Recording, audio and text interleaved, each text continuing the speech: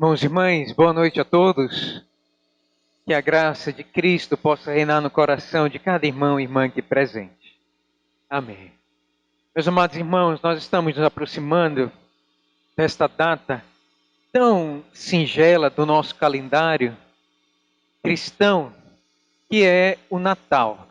E nós estamos, por esse domingo e pelo próximo, tratando desse tema e trazendo estudos natalinos para o benefício da nossa alma e pedindo ao Senhor, nosso Deus, que nos instrua nas Sagradas Escrituras. Eu quero convidá-los a abrir para o Evangelho de Mateus, capítulo de número 2. Nós vamos ler do verso 1 até o verso de número 12.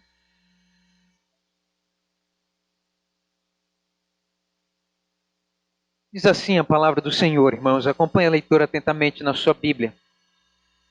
Tendo Jesus nascido em Belém da Judéia, em dia do rei Herodes, eis que vieram uns magos do Oriente a Jerusalém e perguntavam: onde está o recém-nascido, rei dos judeus? Porque vimos a sua estrela no Oriente e viemos para adorá-la. Tendo ouvido isso, alarmou-se o rei Herodes e com ele toda Jerusalém. Então, convocando todos os principais sacerdotes e escribas do povo, indagava deles onde o Cristo deveria nascer. Em Belém da Judéia, responderam eles, porque assim está escrito por intermédio do profeta Miqueias: e tu, Belém, terra de Judá, não és de modo algum a menor entre as principais de Judá, porque de ti sairá o guia que há de apacentar o meu povo Israel. Com isto, Herodes, tendo chamado secretamente os magos, inquiriu deles com precisão quanto ao tempo em que a estrela aparecera. E enviando-os a Belém, disse-lhes: ide, informai-vos cuidadosamente a respeito do menino. E quando tiverdes encontrado, avisai-me, para eu também ir adorá-lo. Depois de ouvirem o rei, partiram, e eis que a estrela que viram no oriente os precedia, até que chegando parou sobre onde estava o menino.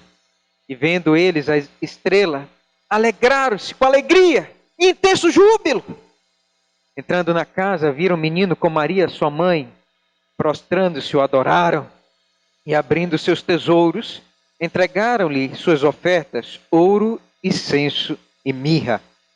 Sendo por divina advertência prevenidos em sonho, para não voltarem à presença de Herodes, regressaram por outro caminho à sua terra. Vamos orar, irmãos? Senhor Jesus, por favor, tu que és a estrela da manhã, o sol em pleno meio-dia, nesta hora, Senhor, por favor, traz alume as tuas verdades, as verdades do teu evangelho, Senhor, para o nosso coração. Que o Senhor aqui neste púlpito seja magnificado. Que o Senhor aqui deste púlpito seja honrado. E que nós possamos, ó Deus do céu, ter grande tremor em nosso coração ao ouvir o teu evangelho e nos preparar para a vida eterna. E clamando ao Senhor, que o Senhor a cada dia nasça em nosso coração, nasça em nossa alma. Senhor Deus, por favor, Verbo de Deus encarnado, nasça na nossa vida. E que o Senhor, por favor, cresça em nós e que nós diminuamos. Essa é a nossa oração nesta noite, Senhor, pedindo a presença do Teu Santo Espírito para nos guiar aqui. No nome de Jesus. Amém. Meus amados irmãos e irmãs, nós vamos então tratar desse tema, o nascimento do nosso Senhor e Salvador Jesus Cristo. Qual é o contexto aqui, irmãos, de Mateus? Nós vamos perceber que o contexto é a plenitude dos tempos. Lá em Gálatas, capítulo de número 4, verso 4, o apóstolo Paulo, ele vai dizer que o Senhor Jesus Cristo, ele nasceu na plenitude dos tempos. O que isso significa? Isso significa, irmãos, que todo o contexto mundial foi preparado para a chegada do Messias. Meus amados irmãos, nós temos que entender que o nascimento de Jesus, ele foi previsto desde o eterno. O Senhor Jesus Cristo, irmãos, foi prometido nascer neste mundo no conselho divino.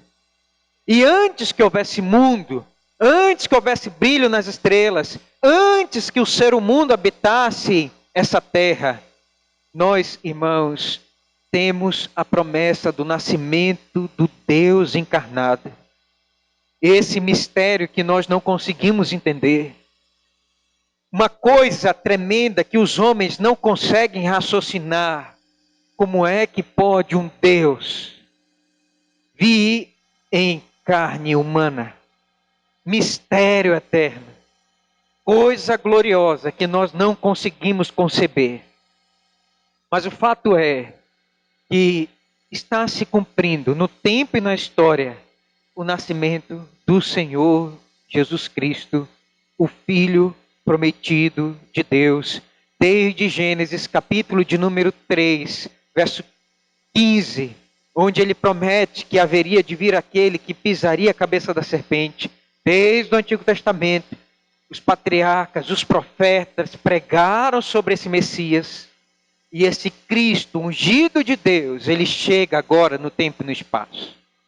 E o contexto aqui, meus irmãos, já havia sido preparado. Em primeiro lugar, o contexto havia sido preparado por causa, irmãos, da língua grega. Os gregos legaram, irmãos, ao mundo daquela época a língua. E todos então falavam a língua grega. E isso possibilitaria o avanço da mensagem do Evangelho de maneira muito rápida. Segundo, os romanos, eles legaram a paz romana. Havia naqueles dias, meus irmãos, uma lei que possibilitava todo cidadão do Império Romano transitar livremente pelo Império Romano. E você poderia ir da Palestina à Europa sem problema nenhum, porque os romanos, eles dominavam aqueles dias. E em terceiro lugar, irmãos, o contexto estava preparado porque os judeus, eles legaram ao mundo, através de Israel, através da lei, eles legaram, irmãos, as profecias do Messias. E aqui então nós vamos ver o Messias chegando. Ele veio, ele nasceu, ele se encarnou, e aqui está o seu nascimento. O objetivo, meus irmãos, então, do texto, é nos mostrar aqui, nesta noite, algumas reações que as pessoas têm sobre o nascimento de Jesus. E nós vamos ver aqui essas reações, e eu quero que você perceba que até o dia de hoje, as pessoas, elas têm essas três reações quando elas ouvem sobre o nascimento de Cristo. E eu quero que você perceba aqui, olhando para a palavra de Deus, para o Evangelho, que reações são essas para que nós possamos tomar consciência e possamos agir. Então, meus irmãos, em primeiro lugar, nós vamos ver aí a reação do rei Herodes. Por favor, acompanhe comigo. Verso de número 1 diz assim: Tendo Jesus nascido em Belém, da Judéia, em dia do rei Herodes, eis que vieram os magos do Oriente a Jerusalém. Quando os magos, meus irmãos, eles saíram da Pérsia e vieram então adorar a Cristo, era nos dias do rei Herodes.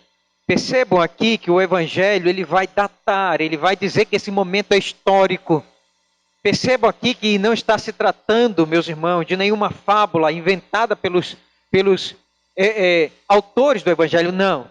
Foi no dia do rei Herodes, isso está datado, esse homem existiu. E quem é esse rei Herodes? Nós vamos ter, meus irmãos, 4 Herodes no Novo Testamento. 4 Herodes.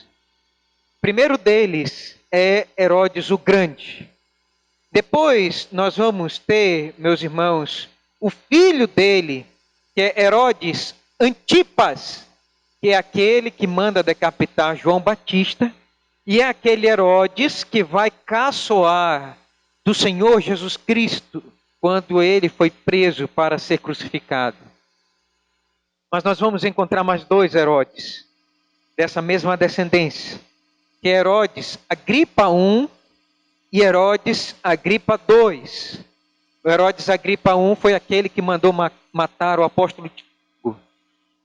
E o segundo, Agripa, foi aquele diante do qual o apóstolo Paulo deu testemunho de Cristo.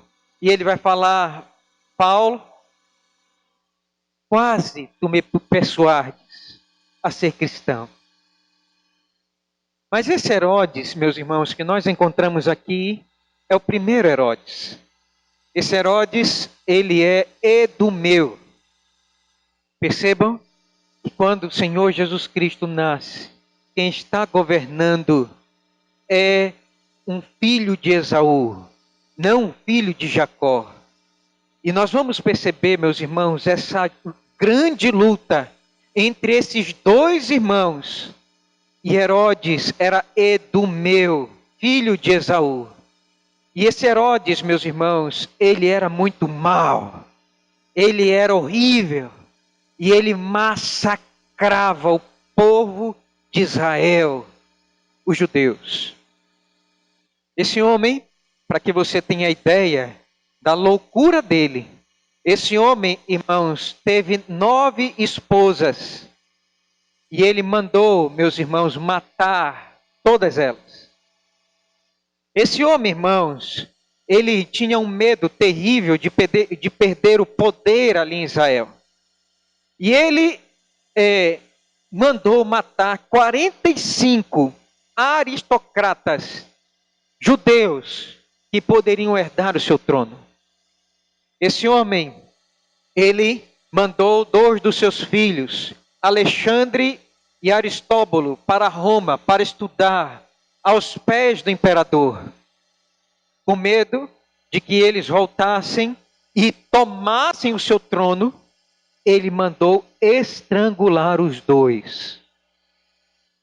Sua sogra pediu a Herodes que ele colocasse como sumo sacerdote. Perceba, ele era o rei. E o rei tinha o poder então de colocar naqueles dias o sumo sacerdote no sinédrio. E vai dizer, meus irmãos, que esse homem colocou o seu sobrinho. E o seu sobrinho começou a angariar a simpatia do povo, com medo de perder o poder. Esse homem manda matar o seu sobrinho. Era um homem assombrado. Era um homem, irmãos, megalomaníaco. Tinha psicose, tinha desejo pelo poder.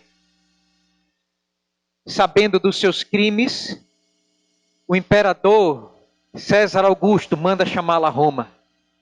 E ele vai, mas antes de ir, ele manda matar sua última esposa, Mariana, que era descendente dos Macabeus, que haviam, irmãos, tomado durante 1,5 século Israel do poder dos gregos. E com medo que essa mulher o traísse, antes de ir, ou indo, mandou matar ela. Esse homem, meus irmãos, é um homem alarmado. Percebam aí comigo, e aí é que vocês vão entender, verso de número 3. Vamos ler aí, olha só. Diz assim, percebam, os magos vão chegar, e eles vão fazer a pergunta no verso de número 2. E perguntavam, onde está o recém-nascido rei dos judeus? Porque vimos a sua estrela no oriente, e viemos a adorá-lo. Tendo ouvido isto, alarmou-se o rei Herodes e com ele toda a Jerusalém. Por que, irmão, Jerusalém ficou alarmada? Foi por causa da profecia que estava se cumprindo? Não. Jerusalém, meus irmãos, ficou alarmada porque sabia o rei perverso mau que tinha. E Jerusalém ficou alarmada junto com Herodes, porque eles sabiam que daquele momento em diante viria morte, e muita morte sobre Israel. Sobre Israel. E nós vamos perceber, meus irmãos, leiam comigo, olha só como é que ficou esse homem, por favor, verso de número 16, quando ele soube que os magos não voltaram trazendo as informações que ele pedira. Leiam comigo, verso 16. Vamos ler? Vendo-se iludido pelos magos, enfureceu-se Herodes grandemente e mandou matar todos os meninos de Belém e de todos os seus arredores de 2 anos para baixo, conforme o tempo do qual com precisão se informara dos magos. Morte. Homem terrível, mau. Mandou matar todos os meninos. Percebam, meus irmãos, a reação do rei Herodes. Mas antes disso, vai dizer aí no verso de número 4. Percebam, meus irmãos, aqui a reação, a segunda cena, percebam aqui a reação dos sacerdotes e dos escribas. Leiam comigo, por favor, verso 4. Diz assim: então, convocando todos os principais sacerdotes e escribas do povo, indagava deles onde o Cristo deveria nascer. Eu quero chamar aqui a sua atenção para a palavra todos. Verso de número 4 vai dizer: convocando todos os principais sacerdotes e escribas do povo. Todos. O sinédrio, irmãos, era composto de 70 anciãos, sacerdotes, escribas, 70. E vai dizer aqui que o rei Herodes, alarmado, e Jerusalém toda alarmada, vai dizer que ele chama todo o sinédrio. Eu quero que todos venham, não falte nenhum. E ele pergunta aqui, qual é precisamente o tempo que esse Cristo haveria de nascer? E eles vão responder aí no verso de número 5 e 6, diz assim: em Belém da Judéia responderam eles, porque assim está escrito por intermédio do profeta: e tu, Belém, terra de Judá, não és de modo algum a menor entre os principais de Judá, porque de ti sairá o guia e que há de apacentar a meu povo Israel. Aonde está isso, irmãos? Percebam que os sacerdotes e os escribas são aqueles versados na lei, e eles conheciam as profecias. E eles, irmãos, abrem em Miqueias, profeta Miqueias, capítulo de número 5, verso de número 2. E eles leem precisamente de onde surgiria o Messias. De onde ele surgiria, onde ele nasceria, vai dizer aí em Belém. Por que em Belém? Porque era a cidade de Davi. E o Senhor Jesus Cristo, irmãos, ele tinha que nascer da cidade de Davi. Foi por isso, meus irmãos, providência divina, que Deus permitiu que o imperador Romano fizesse o recenseamento. E José teve que sair de Nazaré, que era no norte, e eles foram até Belém, sul, para poder nascer o Messias no local certo, para que a profecia se cumprisse. Perceba aí então a reação de Herodes. Com isto, verso 7, Herodes, tendo chamado secretamente os magos, inquiriu deles com precisão quanto ao tempo em que a estrela aparecera. qual foi o tempo aqui que os magos informaram para Herodes? Possivelmente, meus irmãos, esse tempo que os magos estão chegando aqui, já se passara 2 anos do nascimento de Cristo. 2 anos. Por isso que Herodes, ele manda matar os meninos de 2 anos para baixo, na cidade de Belém e nos arredores. Ele era, irmãos, perverso. E ele também não queria ter nenhuma surpresa. E Herodes manda matar todos os meninos de 2 anos para baixo, em Jerusalém. Meus irmãos, imaginem o horror, imaginem aquelas casas, imagine as famílias, irmãos, tendo os seus filhinhos de 2 anos para baixo morrendo, sendo mortos pela espada de Herodes. Muito triste, né, irmãos? Muito triste. Mas eu quero dizer aqui uma coisa para vocês nessa noite. Meus irmãos, não há ninguém que se levante contra o Messias. Não há ninguém que se levante contra Deus e fique impune. Eu quero dizer aqui para você nessa noite, meus irmãos, quem levanta sua mão contra o Rei dos Reis, contra o dono da vida, quem se levanta contra ele, vai pagar com a própria vida. Meus amados irmãos, vai dizer que esse homem, ele morreu, irmãos, de forma trágica, horrenda, com dores excruciantes. Possivelmente ele tinha uma doença renal crônica, dores terríveis, e sua carne putefando com vermes. Irmãos, esse homem morreu de forma horrível, porque ele se levantou contra o Messias. E não há quem se levante contra Deus que não seja punido por Deus.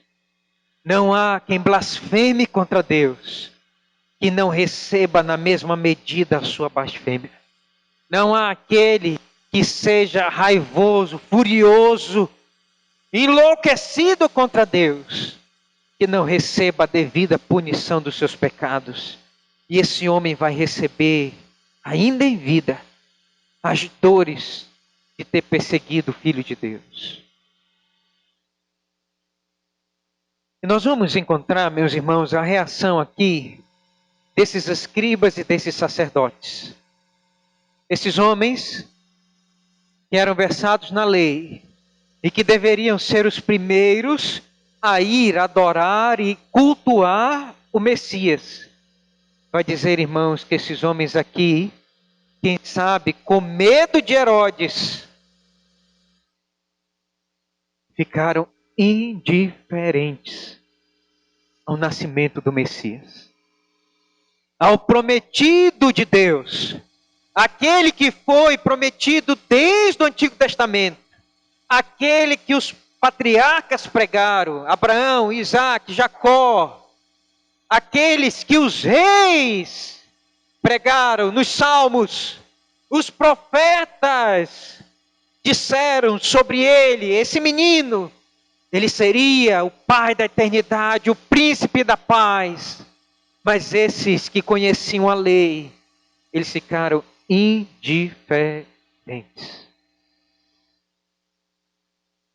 Todos aqueles que ficam indiferentes também são recusados. Há uma punição para aqueles que são indiferentes a Cristo. Acham que ele não era o Filho de Deus. Era um rabino rejeitado de todo o povo de Israel. Esse homem não é o Cristo. Vamos ficar indiferentes. Mas eles não ficaram somente indiferentes. Eles também o prenderam e o mataram. E vai dizer, meus irmãos, os evangelhos. João, capítulo de número 3. verso 19 a 21. Vamos ler, abra a palavra do Senhor. O que diz lá em João? Vamos ler todos juntos? João, capítulo de número 3, a partir do verso de número 16. Vamos ler? Diz assim: porque Deus amou o mundo de tal maneira que deu seu Filho unigênito, para que todo aquele que nele crê não pereça, mas tenha a vida eterna. Porquanto Deus enviou o seu Filho ao mundo, não para que julgasse o mundo, mas para que o mundo fosse salvo por ele. Quem nele crê não é julgado, quem não crê já está julgado, porquanto não crê no nome do unigênito Filho de Deus. O julgamento é este, que a luz veio ao mundo, e os homens amaram mais as trevas do que a luz, porque as suas obras eram más. Herodes era mau, e os sacerdotes e escribas, eles ficaram indiferentes e não foram adorar ao Rei dos Reis. Seguindo o texto, irmãos, nós vamos ver uma terceira reação. Olhem comigo a reação dos magos do Oriente, por favor. Verso de número 7, diz assim: com isto Herodes, tendo chamado secretamente os magos, vejam só aqui, irmãos, um homem ardiloso, ele chama secretamente, para que ninguém ouça, para que eles não propaguem que o Messias nasceu. E ele vai chamar secretamente e vai dizer aos magos. Inquiriu deles com precisão quanto tempo em que a estrela aparecera. Verso 8. E enviando-nos a Belém, disse: ide, informai-vos cuidadosamente. Olha só o que ele diz. Tenham cuidado para ver tudo a respeito do menino. E quando o tiverdes encontrado, avisai-me para eu também ir adorá-lo. Víbora, serpente. Ele não ia adorar coisa nenhuma a Cristo. Ele manda os magos primeiro assuntar, ver como está, e depois ele diz: eu vou adorá-lo. Mentira. Ele esconde o seu coração, assassino. Ele não ia adorar a Jesus. Ele ia para matá-lo. Usado pelo próprio diabo. Porque, meus irmãos, se vocês estão bem lembrados, assim foi com Moisés. Assim foi Faraó que mandou as parteiras matar todos os meninos no tempo de Moisés. O diabo, irmãos, levantando o império, a espada do Estado, para matar os meninos, para acabar com a descendência messiânica. Moisés, o libertador do povo de Deus. Assim também, meus irmãos, nós vamos ver aqui Herodes se levantando para matar o Messias, para que ele não vá até a cruz. E o diabo então usa a vida de Herodes para impedir que Cristo vá até a cruz e pise na cabeça da serpente. Mas vai dizer aí que os magos do Oriente eles tiveram outra reação. Qual foi a reação deles? Vamos ler? Verso de número 9. Depois de ouvirem o rei, partiram. Percebam que eles estão em Jerusalém. E eles vão partir de Jerusalém agora indo para Belém. E eis que a estrela que viram no Oriente os precedia, até que chegando parou sobre onde estava o menino. E vendo eles a estrela, alegraram-se com grande e intenso júbilo. Por que eles se alegraram? Eles não estão alegres aqui com a estrela. Eles estão alegres aqui porque agora eles estão vendo o menino. Esse menino prometido. Esse menino que é o Filho de Deus. Esse menino que é aquele pelo qual todas as coisas visíveis e invisíveis foram feitas. É esse menino que vem trazer a paz, que vem reconciliar o mundo com Deus. É esse menino que é o príncipe da paz. É esse menino que é o Pai da eternidade e promete a vida eterna a todos que nele crê. E vai dizer aqui que o coração deles se encheu de júbilo por encontrar o menino. E vai dizer aí, meus irmãos, então, verso de número 11, a reação deles. Qual foi a reação deles?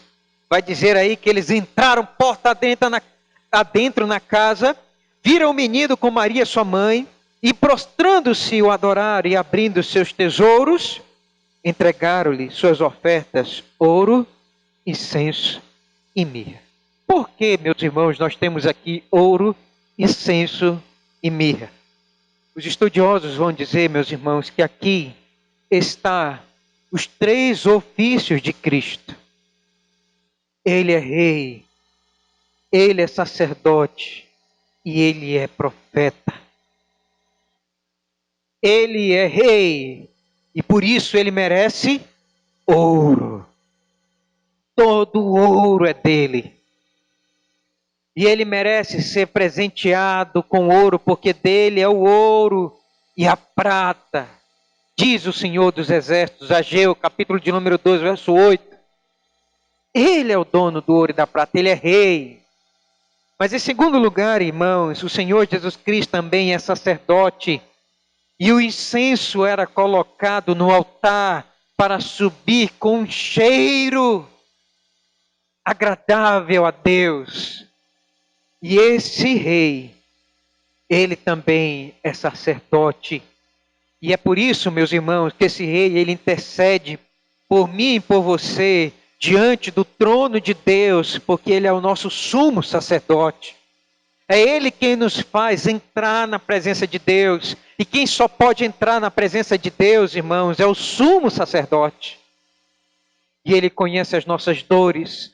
E por isso ele intercede por nós, porque ele é o supremo pastor de nossas vidas. Mas também, meus irmãos, o Senhor Jesus Cristo tem um terceiro ofício, e é o de grande profeta. O que Moisés disse de Jesus? Eis que virá após mim um grande profeta. A ele ouvi. O Senhor Jesus Cristo, ele não é somente profeta, mas ele também é o cumprimento da profecia. E a mirra era, irmãos, usada para embalsamar, para colocar no corpo, no ofício fúnebre. E o Senhor Jesus Cristo, ele veio cumprir as profecias, ele veio morrer na cruz do Calvário, para poder, irmãos, perdoar os meus e os seus pecados, o justo pelos injustos, o puro pelos ímpios, o santo pelos pecadores. Ele não precisava morrer, ele não fez nenhum pecado, mas ele se fez pecado por nós, e ele morreu a nossa morte, para que na sua morte e na morte dele, nós tivéssemos, irmãos, a esperança de vida e vida eterna. Por isso, ouro, incenso e mirra. Ouro, incenso e mirra. E vai dizer aí, que depois de passar um tempo com esse menino, verso de número 11, esses magos que vieram do Oriente, como eu expliquei pela parte da manhã, lá da Pérsia, influenciados pelo profeta Daniel, pelo livro do profeta Daniel, esses homens agora vão partir. E vai dizer aí, verso 12, sendo por divina advertência prevenidos em sonho, para não voltarem à presença de Herodes, regressaram por outro caminho à sua terra. Por que, meus irmãos, esses magos seguiam uma estrela? Porque eles não tinham a revelação como nós temos hoje, a Bíblia. E vai dizer aqui que ainda foi por uma divina advertência, possivelmente Deus se revelando a eles em sonho, vai dizer então para que eles tomassem outro caminho, outro rumo. E eles então, irmãos, vão embora, sem voltar para a presença de Herodes, o louco, o mau, o horrível rei daqueles dias. E eles então seguem por outro caminho. Quero concluir então nessa noite, meus irmãos, dizendo: o Senhor Jesus Cristo, ele é uma pessoa paradoxal. Ou você o ama, ou você o odeia. Não há meio termo. E nós vamos perceber, meus irmãos, que isso acontece até os dias de hoje. Por que isso acontece até os dias de hoje? Porque, meus irmãos e irmãs, o Senhor Jesus Cristo, ele é um Deus vivo. Ele é uma pessoa viva. Quem aqui tem ódio de Faraó, que mandou matar os meninos no tempo de Moisés? Quem aqui tem ódio de Herodes, que mandou matar os meninos de 2 anos para baixo nos dias de Jesus? Quem aqui tem ódio?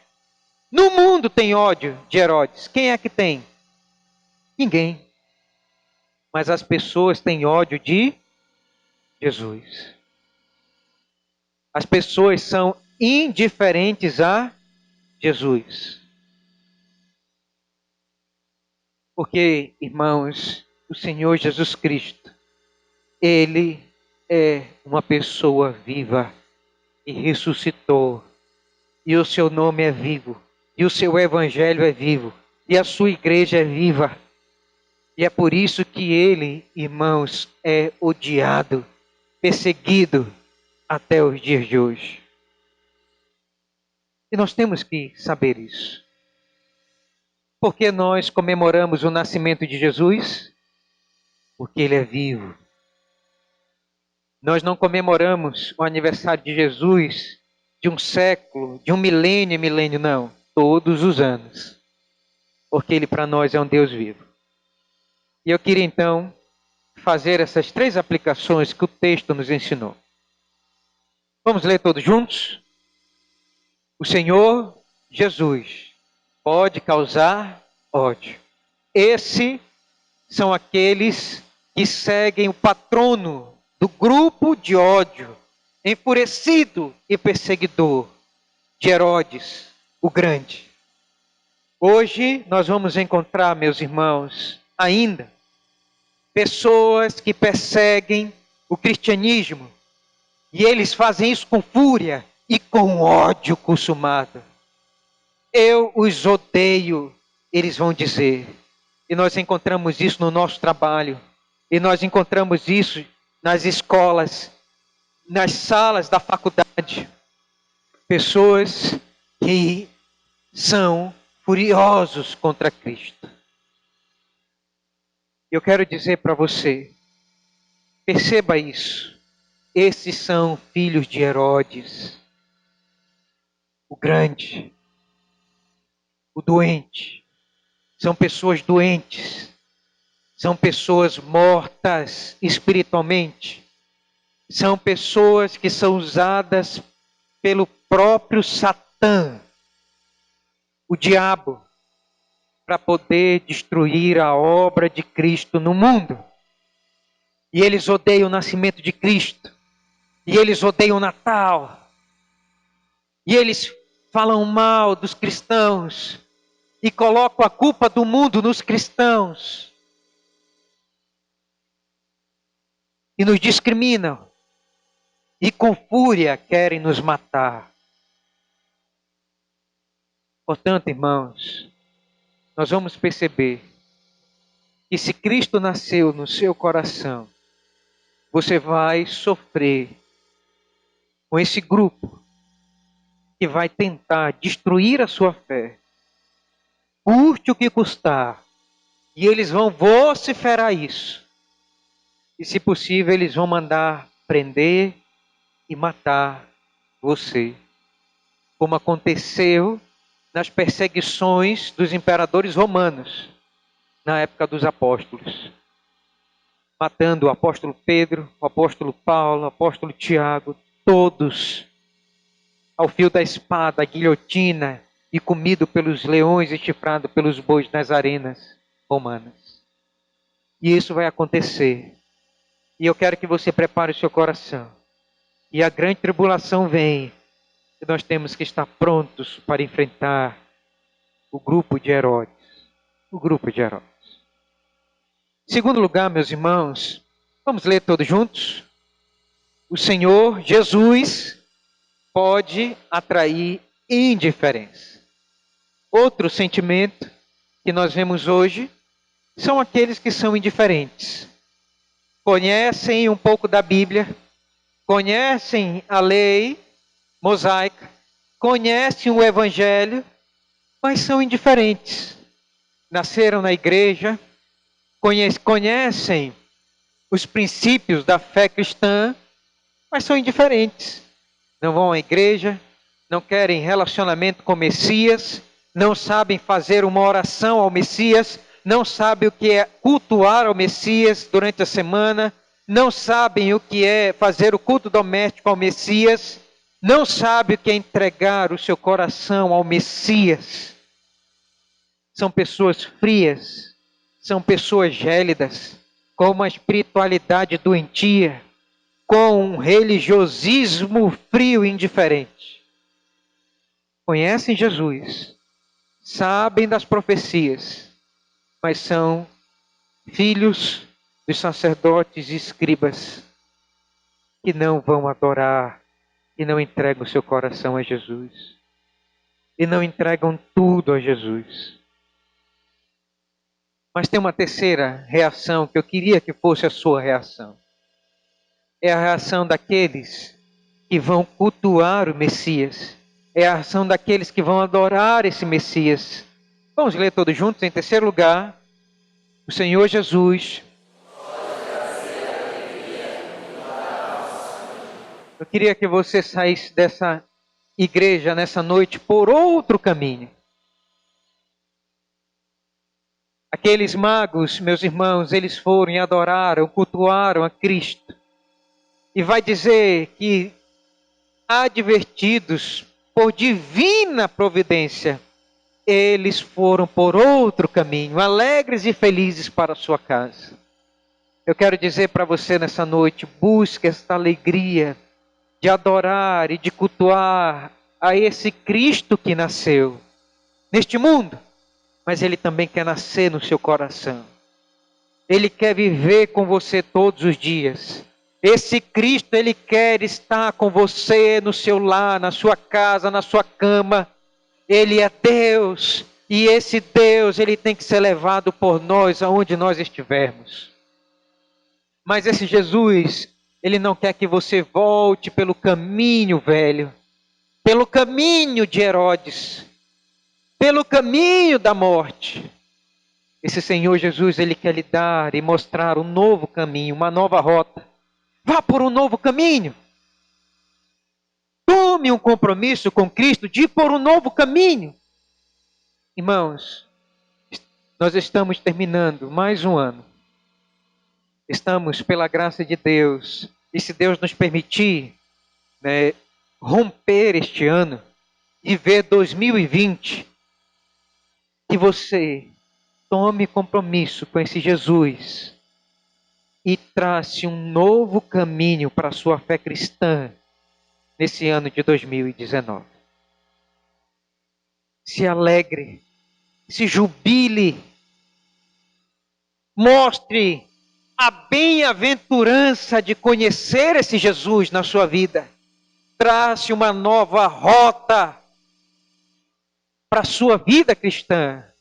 Não permaneça no velho caminho.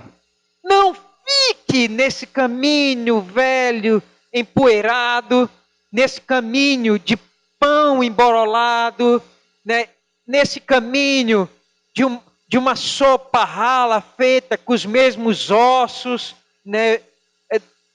feita durante o ano todo, uma vida cristã que come uma sopa rala, um pão emborolado. Viva uma fé cristã autêntica, viva.